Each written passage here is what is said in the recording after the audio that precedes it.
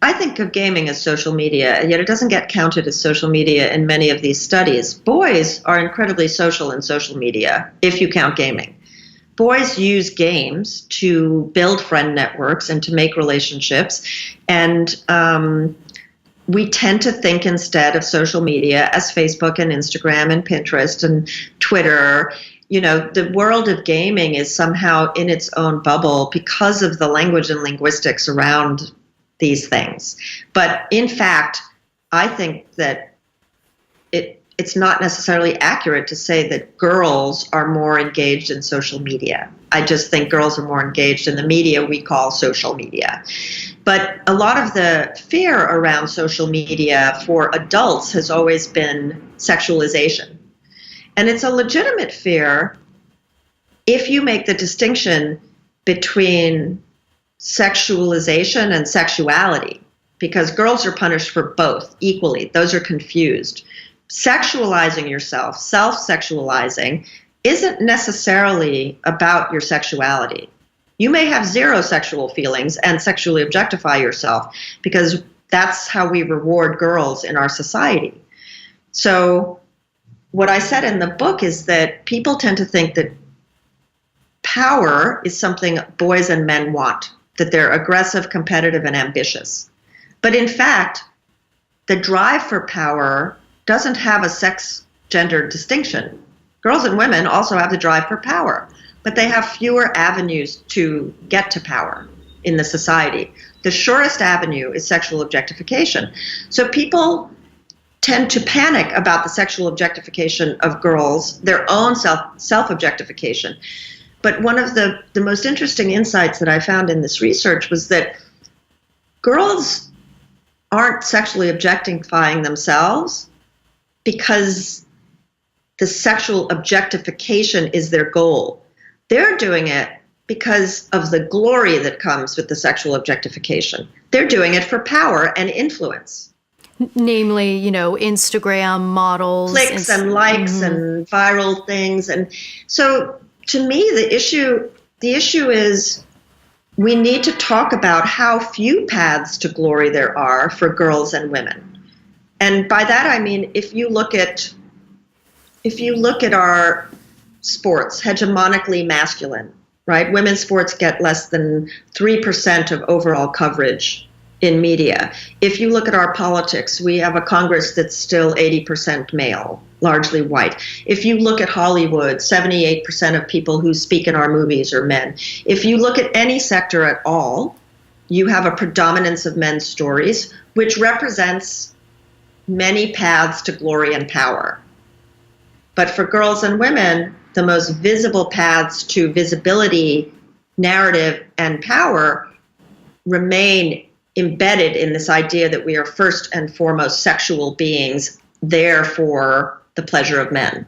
So how would that change in those examples, say Congress, say sports? Because I think some people might say, well, Congress is elected by the people, which includes, 50% women, or sports is, or, the amount of sports where the money goes is where the people go, because that's how they're going to make their money back or whatever. So essentially saying that they tend to be democratic institutions that give all these men their positions. I guess what would you say to that? Well, I mean, it's not like we can live in a bubble outside of our culture. Our culture has a tradition of male domination and misogyny. And it's built on an edifice of colonialism and white supremacy. So it's not as though you can wake up one morning and say, I think I just won't be in this culture anymore. It's not that people who are born and are identified as girls and women automatically have some sort of protective shield against the contempt of women. We all have racial bias. We all have gender bias. And the question is, to what degree can we identify how that works in the culture? People have preferences, for example, for male executive leaders. Men and women do. And we know that. People just do not think women, for example, look presidential.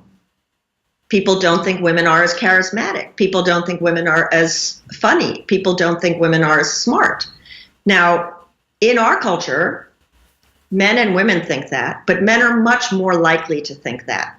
So surveys of men in their 20s indicate pretty strongly that they don't believe that their female peers are as smart or as competent as they are.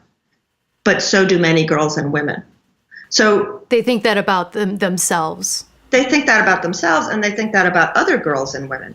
So, I think a few years ago, Harvard School of Education did a study of almost 20,000 high school students. And they asked the students to define leaders and leadership and to basically identify who they trusted the most in their own communities. And everyone, regardless of race, ethnicity, class, said that they trusted young white men the most to be their leaders. And they trusted young white women the least. Now, that kind of makes sense because in the mythology of our country, white femininity has always been the complement to powerful masculine protection and power. Men protect and they provide. And so you need someone to protect and provide if that's the case. Right? And so what you end up with is this fragile, vulnerable, in need of protection, white femininity. Sandwiched in the middle there are black and brown people and black women. And what's interesting about the survey of high school students is that the people who were least confident in young white women were other young white women. Oh, that is interesting. Because young white women might see an ambitious young woman like them and be filled with confusion or contempt or anger because they feel competitive, right? Or they feel threatened. Young black women were also thought to be very trustworthy as leaders because they actually fall out of certain biases about what it means to be white or black and what it means to be male or female. So they actually, in this weird way, benefit from some of those biases because we see young black women as competent leaders. Hey everyone, thanks so much for watching the episode. If you're interested in contributing to the conversation and supporting the show, there's 2 easy things you can do. 1, click subscribe, and 2, visit our Patreon page where you get exclusive access to the Exploring Minds community.